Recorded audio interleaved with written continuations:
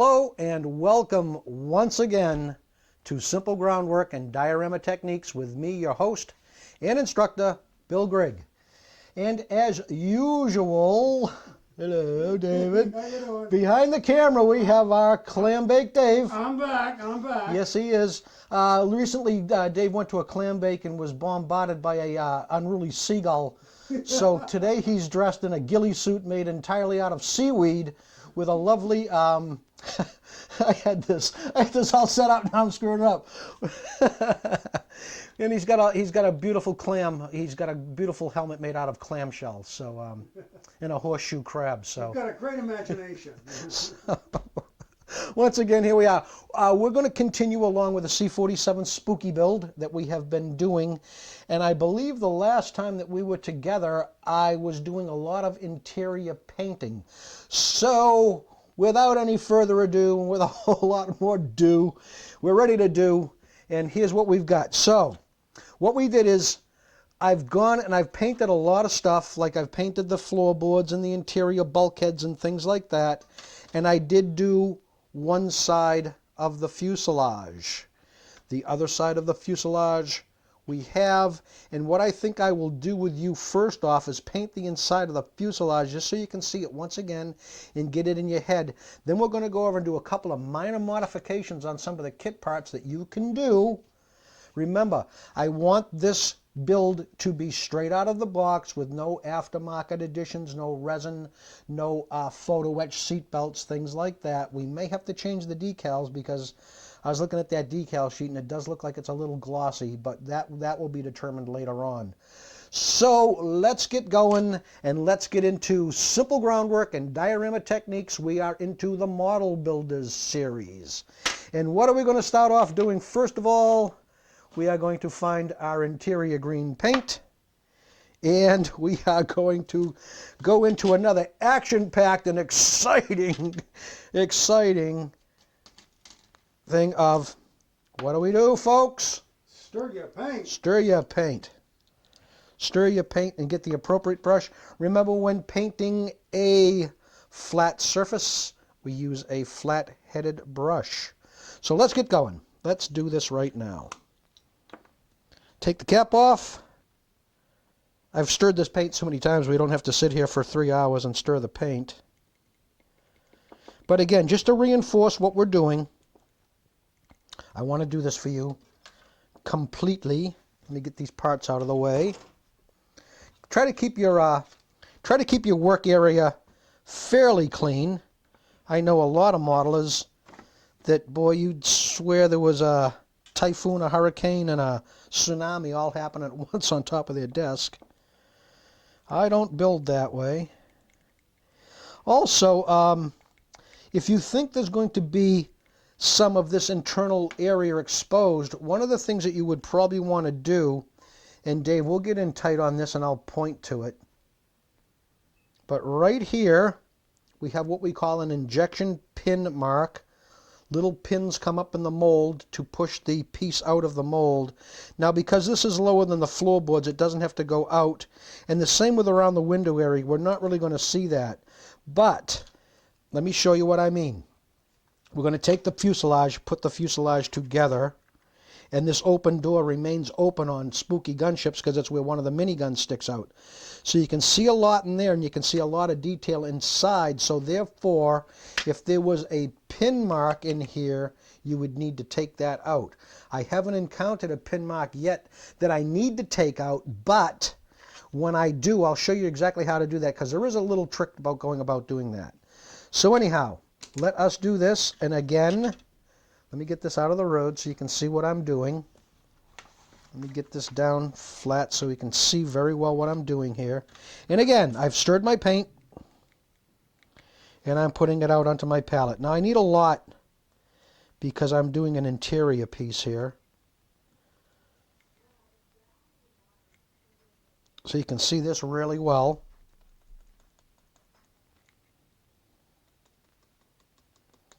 And that should be good enough for right now. A little PBM. Which is an acronym for what? Paint bottle maintenance. Right. Boy, this is honestly, if you aren't doing paint bottle maintenance, folks, you're really doing yourself a disservice. I know I say it all the time, but it is true. Okay, let's grab some paint and let's go. We're going right into the nose.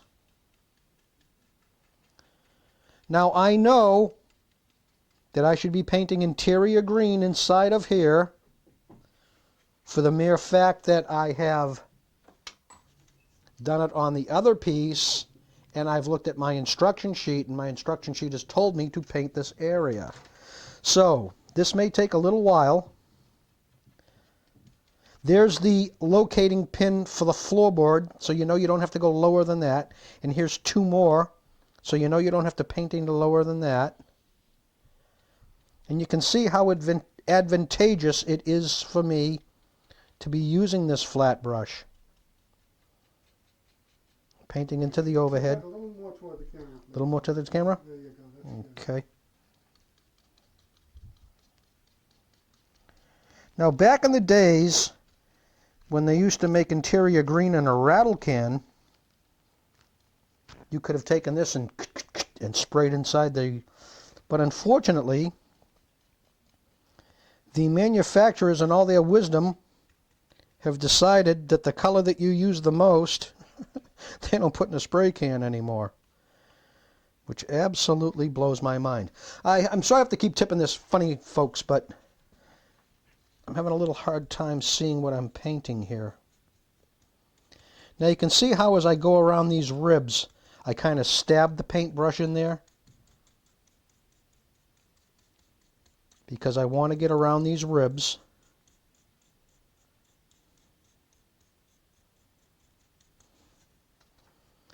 And remember where the floorboard line is.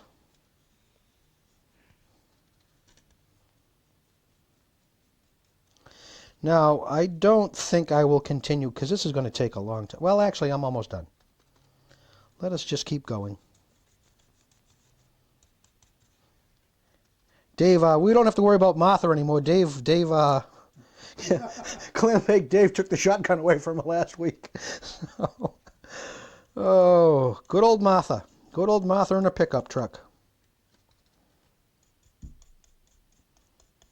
She was a tough girl for 103, huh, Dave? Yeah, you better believe it.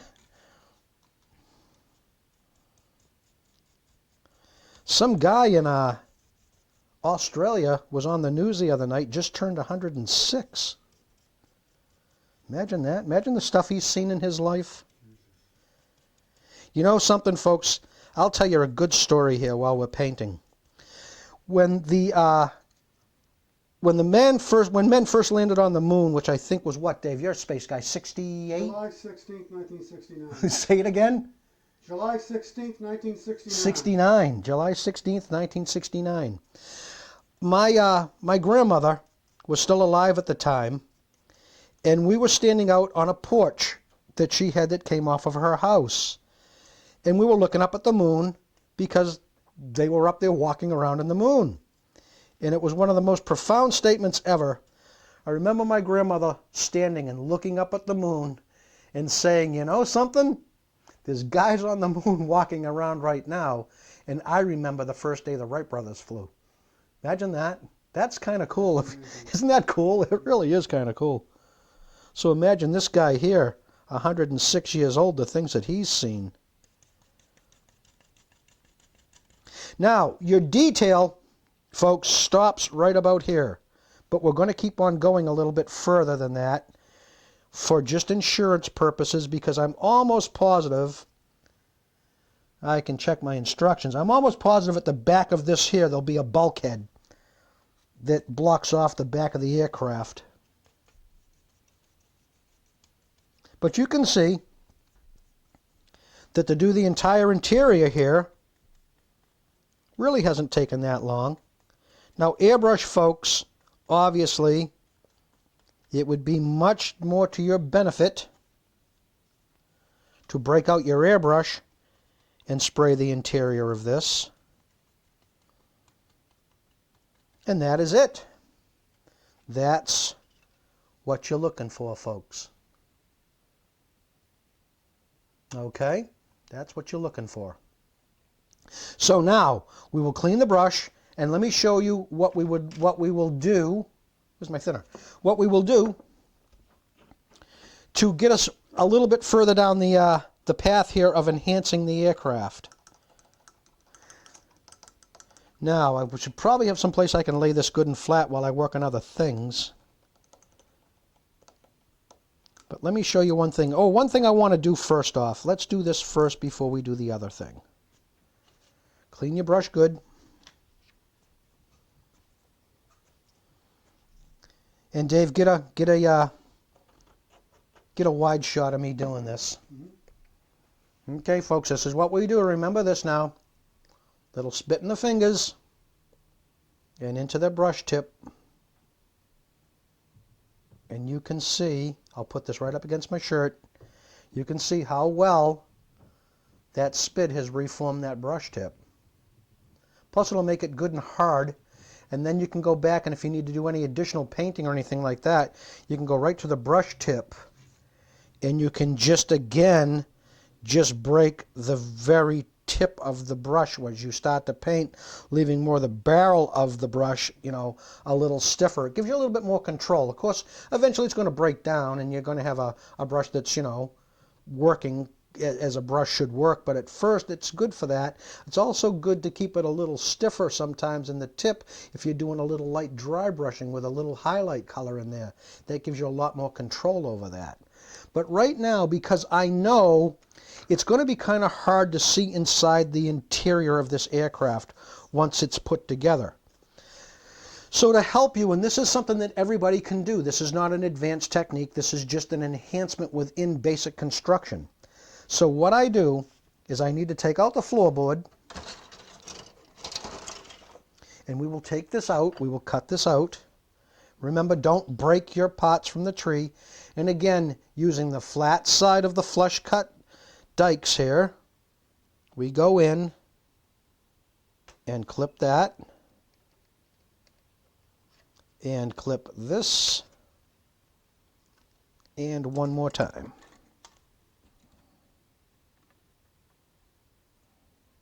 Here we go. Now that's out. And again, you know how I like to keep things kind of in the ballpark of my brain here. So I want to get rid of this section of sprue with the pilots on it.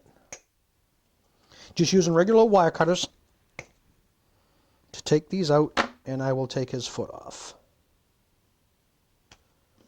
and get rid of that.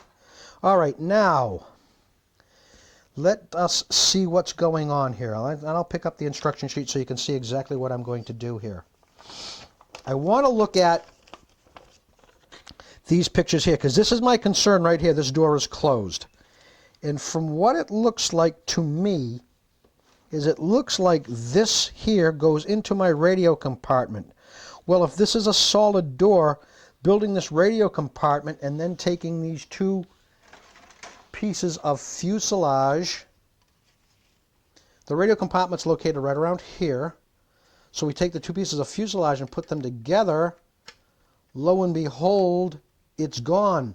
There's a little observation dome up here, but that's so small in this scale you won't be able to see through it. And of course the windscreen is so small that you won't be able to see in this. So maybe we should add a little bit more light, and that's what I'm going to do next for you. We're going to modify one of the kit parts, and like I say, this is not this is not an advanced technique. It's just something that you too can do at home. All right, so we need to find part number 48. And it's right here. It's this piece right here. Now, as you can see on the back of it, this is what's going to help us do this. There is an engraved line in the back. This is the back of the cockpit. You will not see this, but this is going to what is getting all tongue-tied. These indented lines are going to be what helps us take this door and open this door up so we can get a little bit more light and hopefully get a little bit more visual inside the cockpit. And again, we'd take this and cut this out. Ooh, that's tight. That's tight.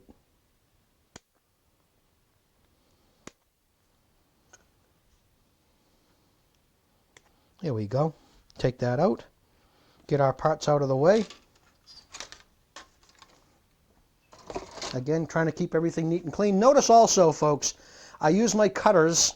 Dave, you might as well follow me right over this. I use my cutters and I put them right back where I keep them. That way I always know where they are and I'm not standing here going, where's my cutters? Where's my cutters? Because we all do that. We've all done that. How many times have you had your car keys in your hand, set them down 3 seconds later? Where's my car keys? So here's what we're going to do. Because it's indented, we're going to go in and we are going to score a couple of lines. This I can't do on an angle for you folks because I got to press kind of hard. But you can see, there we go. And I should actually be doing it, well I am going to do it because I should be safe here. See how I'm pulling it towards myself? I'm also on a piece of pine. Now I could get in here with a razor knife and do this as well. But actually I'm already through the plastic. And again, I'll show you the entire process of cutting out the door. Now actually, we're not going to actually cut the door out. Well, you know what? Maybe I might need to. All right, I'll take that statement back for a second here. Boy, I'm pushing good and hard.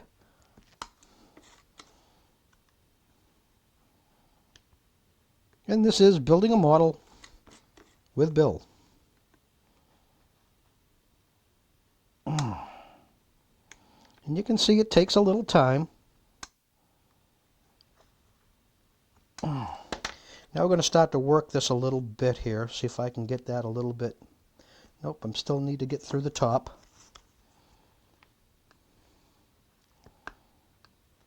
This is the tough cut, the top cut.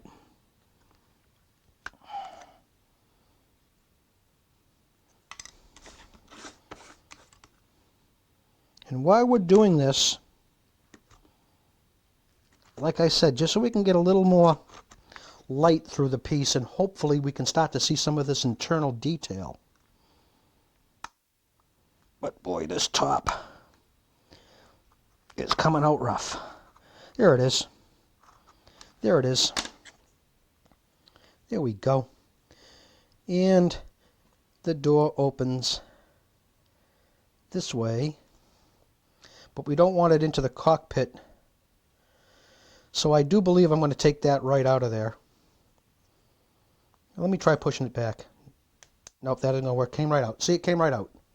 So now, when we take this and mount this piece, which I don't want to do yet, when we mount this piece, it will go da-da-da. Here's our 2 receiving holes right here. Up, other way. Now, here's good. This is good to see. There's 2 different holes here where this piece mounts. You can see that there is a wider one and a narrower one. And the same thing on our piece. This is so you know exactly how the piece fits. There's a wide side. Let me put this down.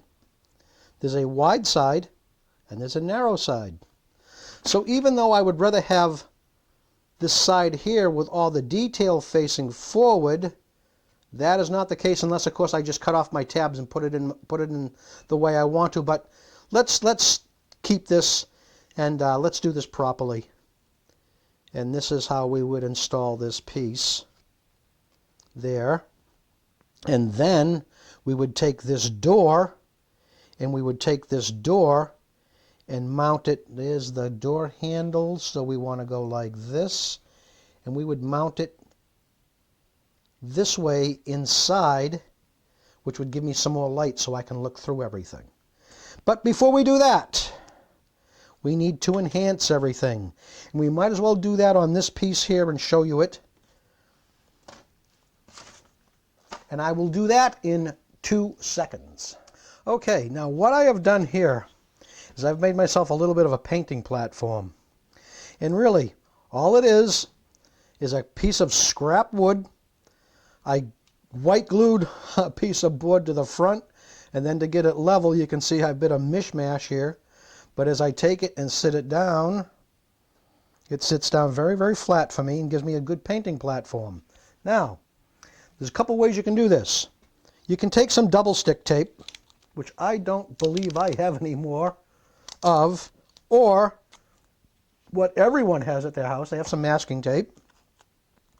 You just take that. We've all done this.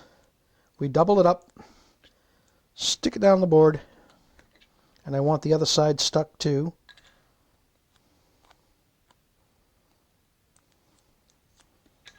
And we'll put that right there just to give us some enhancement in the back.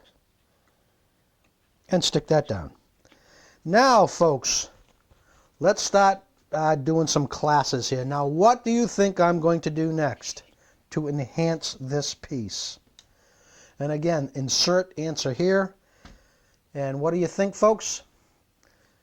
The old familiar oil paint, the low odor thinner, and a wash on top of the piece. So again, out onto my non-absorbent surface, little tiny bit of oil paint. Dave looked at me, and even though he was in his seaweed ghillie suit, I saw. That's quite the suit you got on there, David. I appreciate that. I can hardly see you. I can hardly see you with your ghillie suit there. Made out of seaweed and a horseshoe crab for a helmet. All right, we checked the cut of the paint. Seemed to be good. I've got some very deep recesses in here, so I can get quite a lot of highlight. And again, we go in and notice what I do. Now, I'm going to do this flat, and then I'll pick it up and show you folks.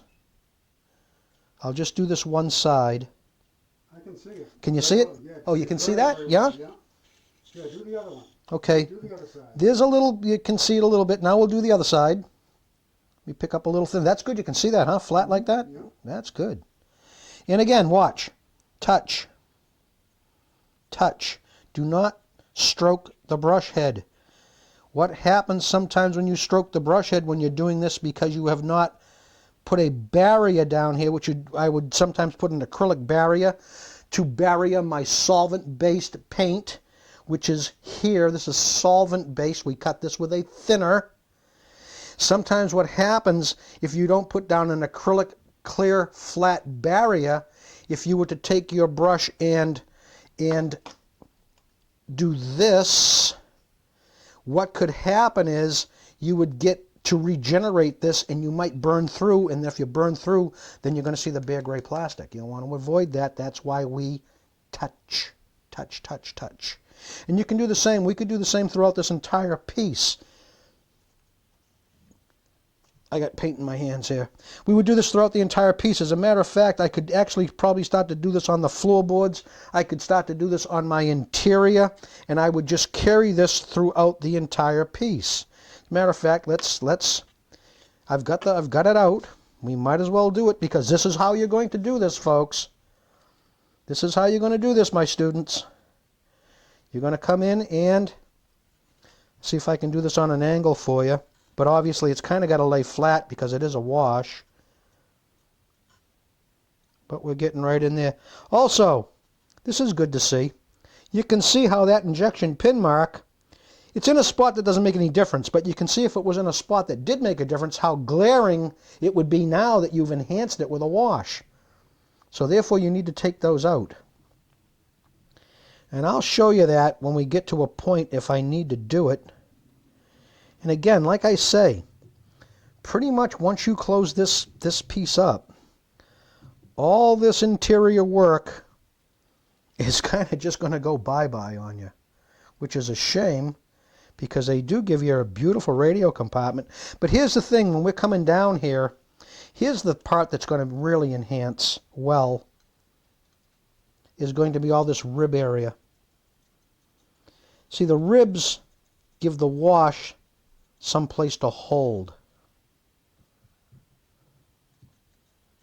And that is what you want when you're doing a detail piece. If a piece is flat, perfectly flat, you're better off going on top of a flat piece with filters instead of going onto the flat piece with a hardcore wash.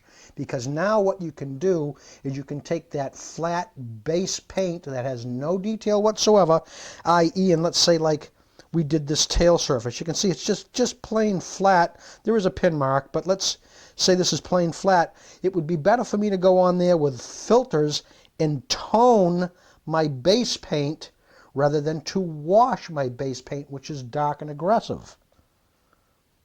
Does that make sense, Dave? Did that make sense what I said? Yep. And again, folks, listen, if you don't understand some of these things, you can always call the cable company. They don't mind you calling them. And you can say, hey, I didn't get what he said. You know something, too, Dave, I was thinking about? We should start saying this is episode 18. No, this is episode 19, right? We should start saying that. So if people have questions, they can say, could you please play episode 19 again? So from this point on, I think we'll start doing that. If I remember to do it, I'll start saying this is, episode 18. This is episode 19. We're in episode 19 right now.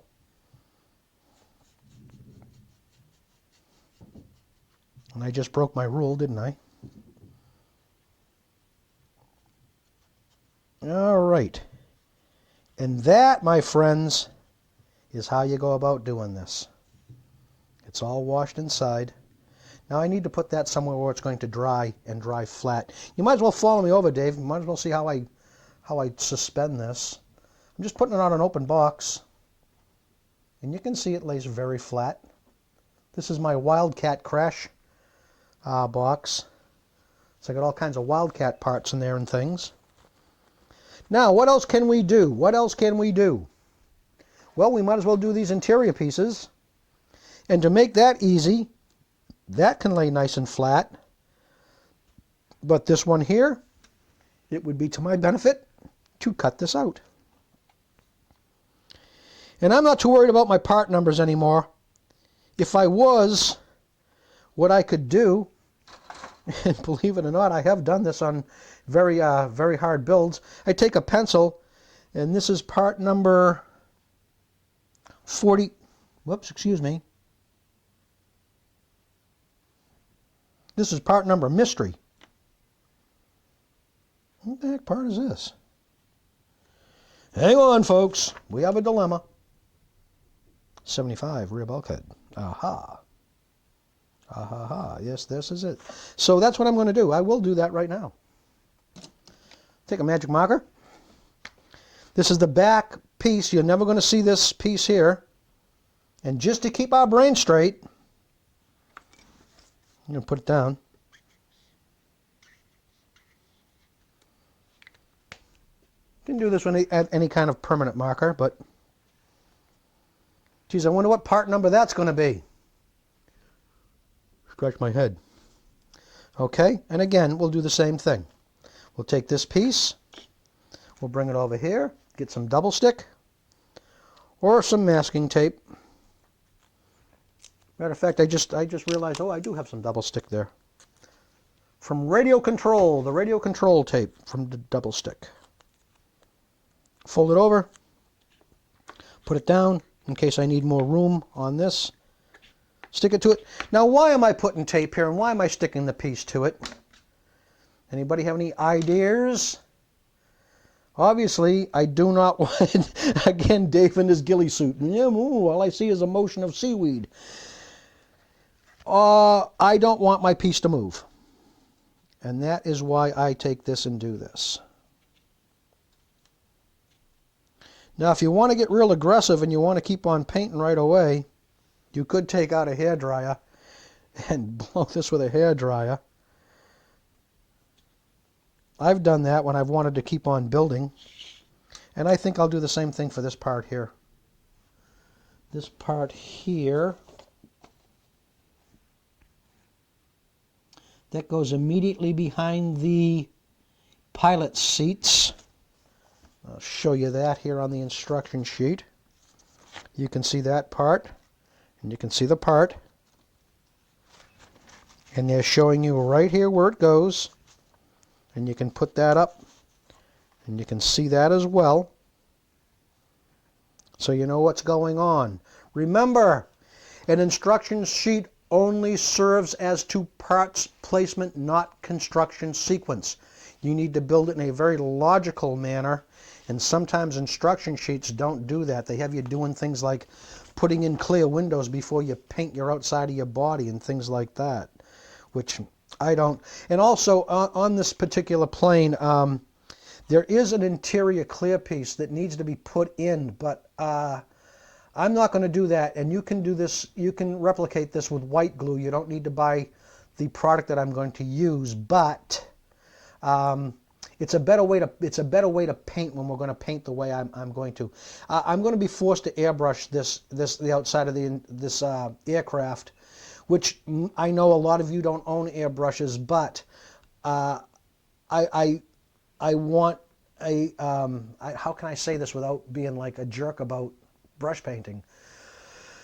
I want a more controlled application of paint, and that's the way I can do it. Thank you. That's a good way to say this. I want a more controlled application of paint, and I can really accomplish that with an airbrush, but, and there's always a but monkey in everything, but you can have a very pleasing appearance of this by painting this with a brush.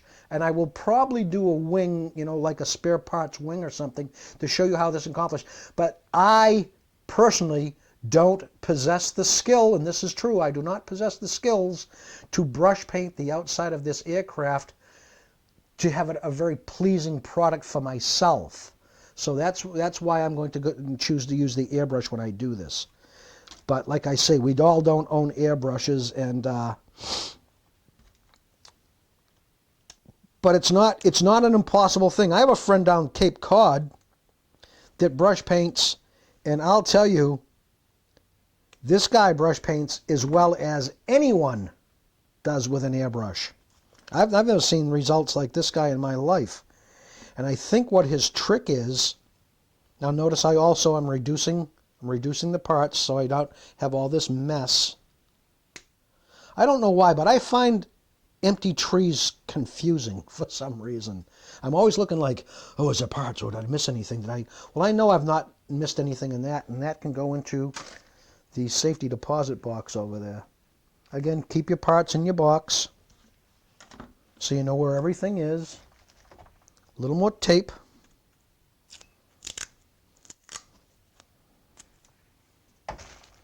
Double it over. Stick it down good and flat. Get the piece good and flat. Yep. Let's move that over a little bit. There we go.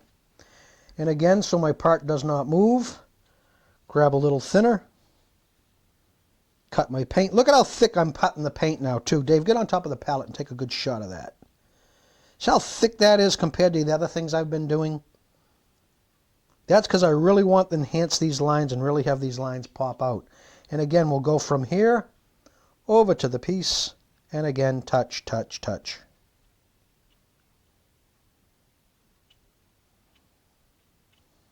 You can also notice capillary action is taking that wash and drawing it right down those lines. Now, Dave, you might as well give them a good close-up of these 3 completed pieces, and maybe I can tilt that. Yeah. Well, I'm going to tilt it a little bit and kind of screw up the washes, but I've got to put that right back as soon as I can. Looks good. Looks good? Okay, and let's get that back. Just tilt it back and kind of roll your washes around. And take this and put this again somewhere nice and flat. And I can put this right up over here and let this dry. Now, let's get a little more detail oriented here. I'm kind of jumping around a little bit. Oh, boo. Bad bill, bad instructor. Clean your brush. And you notice what else I didn't do? I didn't take my piece and parts and put it away. Always keep a rag handy. Do you think I might have used this rag a few times? A couple of times. What's this say? Manufactured during dinosaur age. Oh, okay. Dinosaurs obviously had a company going. Oh. Can't trust them dinosaurs. All right, I know what I want to do. We have taken and we have painted. What's this we? What I've done, I've painted the instrument panel black, which, you know, never paint black for black, but in this case you can, because pretty much when this goes in, you're really not going to see this. So what we're going to do to enhance this is I'm going to take a little bit of white and I'm going to dry brush a little bit of white onto this. And that is what we will do next. All right, let me get my white paint. We'll be right back. Okay, I've found my white paint. Going to unscrew it. And what are we going to do, folks? Everybody all at once. Shoot up flares and fireworks. Dave says we're going to make it its own ghillie suit out of seaweed.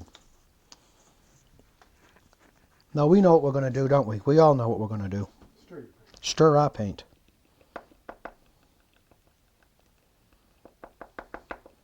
Wow, I haven't used this in a long time, Dave.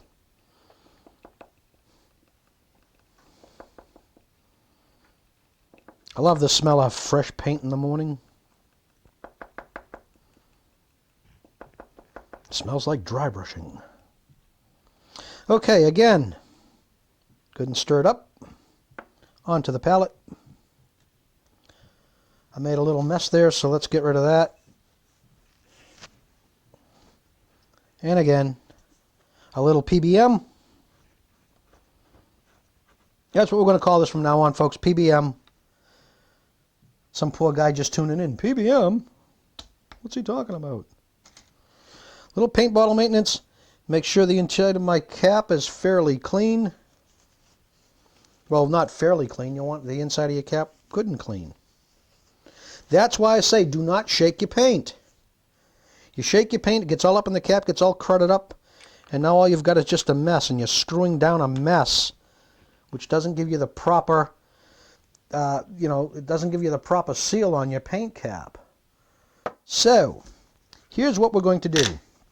Again, we need to select an appropriate dry brush, and when we select a dry brush, you might as well follow me over to my brushes, Dave. You want something that's kind of got a little stiffness to the head. Oh, this seems to be real good. And I'll show you why I chose this brush head. Bring it right over. We'll bring it right down on top of this. And again, I've done this many, many times. You've seen me do this a million times on the show. See how I've got a little resistance there? It's not flopping over. This is good for a dry brush because it gets control and there's still a stiffness in the barrel, yet the tip is very soft. That's why I say when you spit in the brush, you can stiffen up the barrel of the brush and then just break the tip of the brush, and you're so much better. You got so much better control. Okay. Now we go over here. We pick up a little bit of paint. We get our dry brush paper. Now when I dry brush white, I like to sometimes go on top of an old color, just so I can see what I'm doing. But then again, if I'm on top of an old color, I regenerate the old color, I change the white. So that's something you got to be a little careful of, but it's what I'm going to do. And that's about what I'm looking for. Come over to the piece. And now very, very, very lightly, and I'm doing this looking at you, where I should be doing it differently. And I'm just going to start to just gently, and I mean gently, start to just rub this instrument panel. Now see how long it's taking? I'm not doing this all in one big huge shot. And if I have to work one area several times to get the detail up, see, this is moving too. Let me push that down tight and get a little more angle and get a little bit more paint. I don't know what a good term is. We'll make up one. We'll make up a Don King word. The brush out here on the dry brush is very critical when you're going on top of this instrument panel, because you don't want too much volume there in the dry brush head. You want to take your time coming up. See, this piece is moving on me, which is not good. Okay, that's better. Can you see it, Dave? Yep. Okay.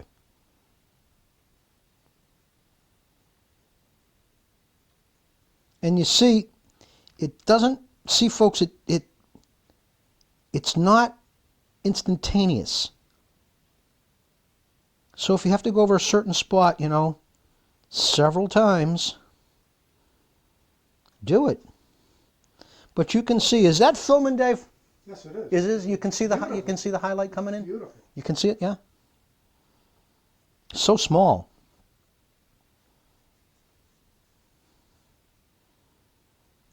Now I'm really starting to run out of paint in the brush head, but you can see how much of an advantage it is to me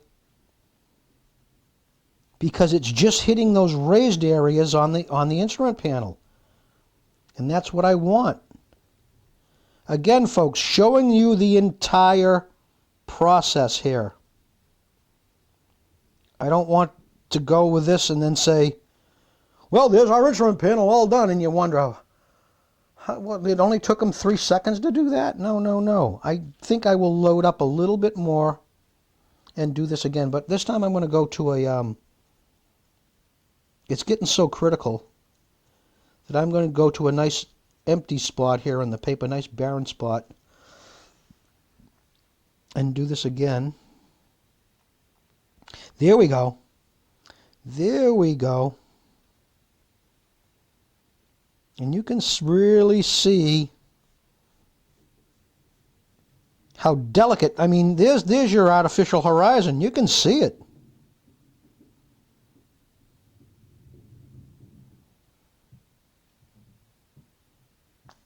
Beautiful.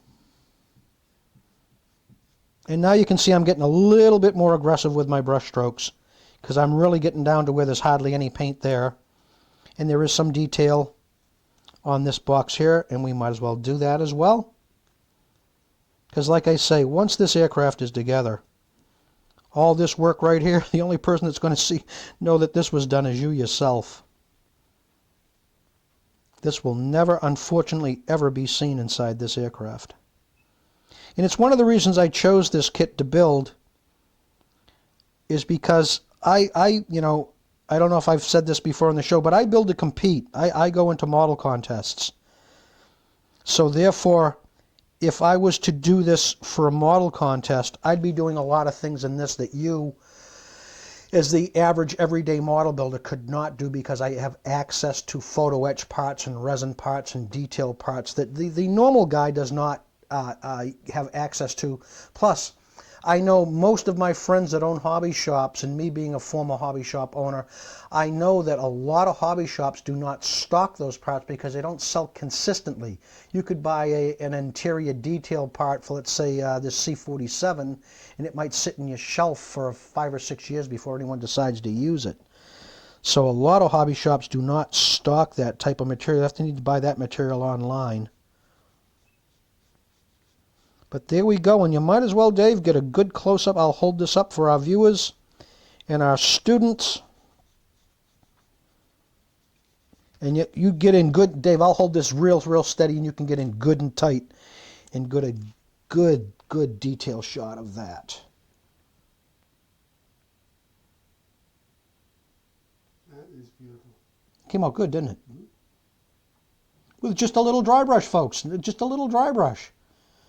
You don't need to be in there with all different colors and all this sort of stuff, especially when, you think about it. Let's kind of give it an example. When you think about this, this is going into this fuselage, and it's going in this way compared to the windscreen. You're not going to see this. And you're not going to be able to look through that open cargo door down through that little opening that we've cut and see this, but it is there, and that's how you do a good dry brushed instrument panel. Okay? Now, what else do we need to do for the interior parts? I kind of kept this separate in a little jar here. Here's something we can do while we've got this out, and I've got this brush here. Let's take this, and let me see, how do I want to do this? Let's make my life easy and do this. Here's a... Oh boy, now I'm showing you all my bad habits, but that's all right. Again, we're going to take a little tape, double it over, stick it up here, because I want to do the wash bowl in this. And I'm going to stick it right there so I can paint the wash bowl. And again, I'm going to clean my brush. You know, one thing you want to think about, gang, as you're building, you want to make sure, Dave, you might as well follow me right down in this. Here, we got the palette out here. This is all wet. This is your dry brush paper here. What I do, I've noticed, and I do this, I've done it on the show. I've had this happen to me on the show. I take my hand, I put my hand down, I put it right in the paint, I pick it up. I don't know, I've got paint all over my hand here. I don't, you know, I'm not aware of it. So therefore, if I was to put my hand down, let's say I was, you know, fitting a part in and I put my hand down on my piece, that could, no, you know, that could not work out well for you. So kind of keep everything sort of like where you know, you kind of know where everything is on your bench. But I know, boy, I've seen some guys, and honestly,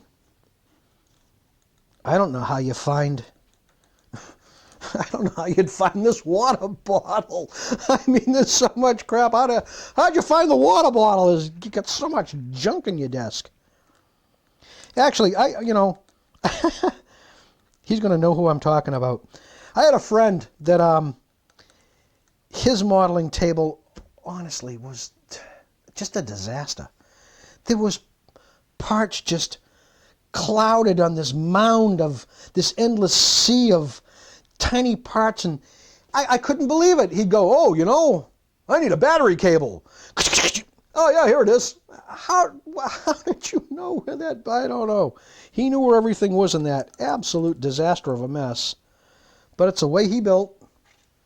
And obviously that's the way it kept his brain straight. Now there's a couple ways we can do this wash bowl.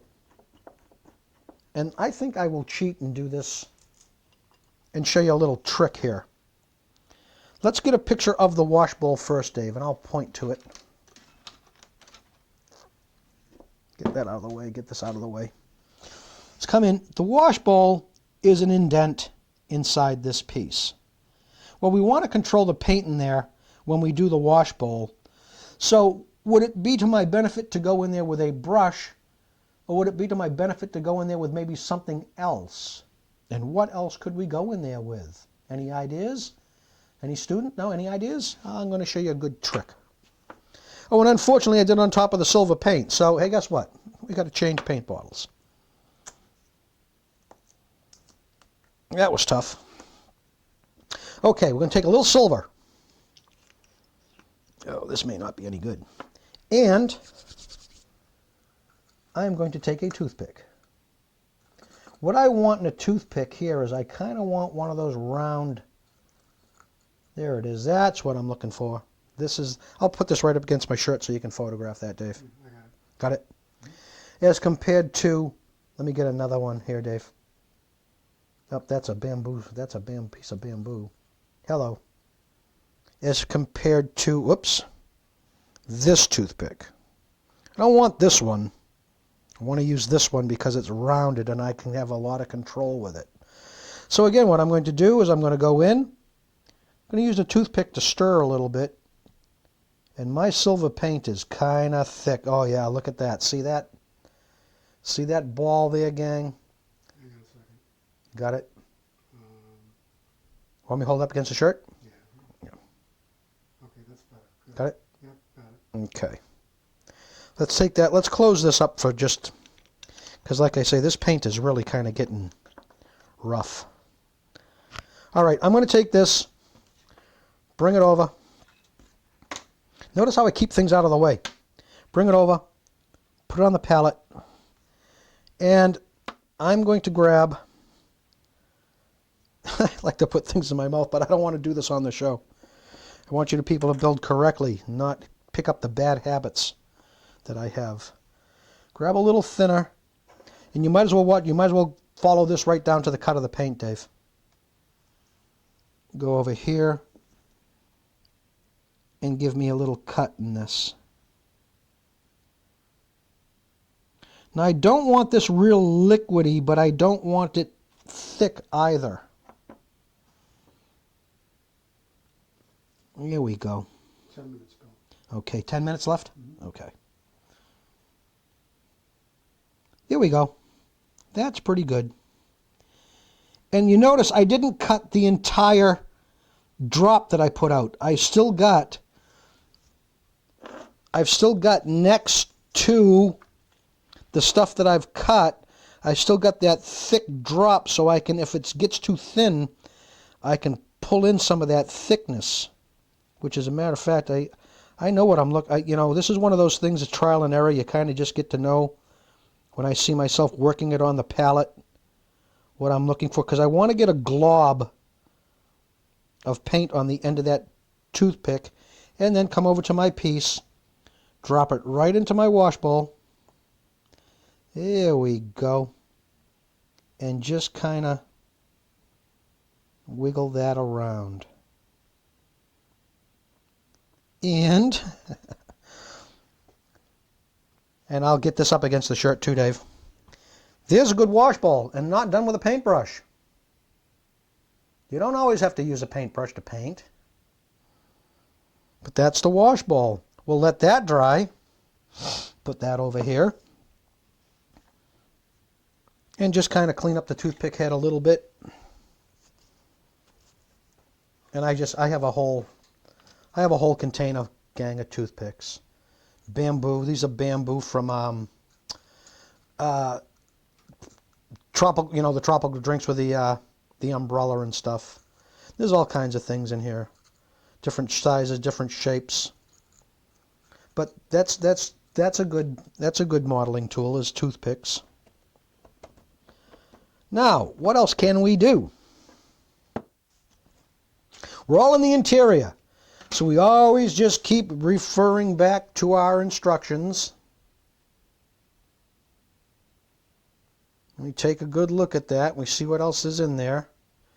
Now, something that I've noticed here as I'm standing here looking at the back of this page, right here in the top, we have an overhead panel. This is probably things like turning on radios and things, you know, things like that. Nav equipment, probably things like that up there. I'm not really sure what's in the overhead.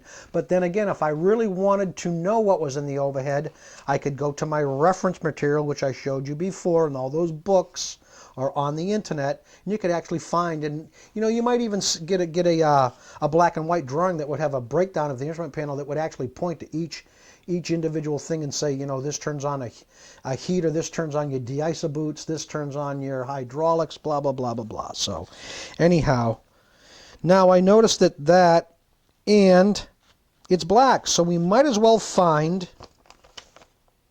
part number 35, the overhead panel, and get some paint on that. This is how you build a model. This is how it goes about. And you can see I grab my trees and take a look. And I see nothing resembling it there. And this, I might as well show them this too while I'm doing it.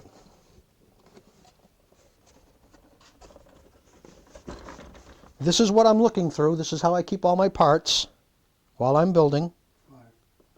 Okay. And I see that part sticking out right now. I've got only 5 minutes left. It's on the tree. It's got a good attachment point right there. And I think we are going to take this and paint this right here. We take our interior black, not flat black, interior black. Grab a stirrer. And let's do this lazy. I'm going to give you a real bad habit now, folks.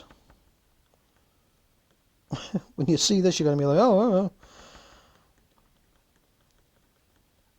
You can do this. I'm not going to, you know, you can do this. And after I get the paint on this, I will say thank you and hope you learned something. Put it out so we don't have a lot of volume here. Again, some quick PBM.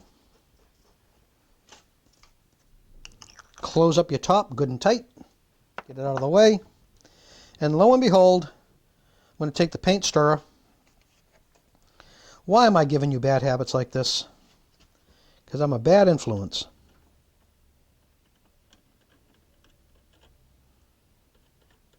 And honestly, folks, it doesn't get any simpler than this, does it?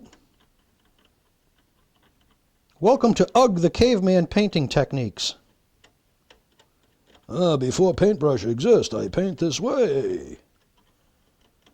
And that is it. That is it. And I thank you for joining me and my Clambake Cape Cod Dave camera guy here. We thank you once again. I hope you have learned something here on simple groundwork and diorama techniques. And we'll see you again right away. Bye-bye. Have a good one. Keep on modeling.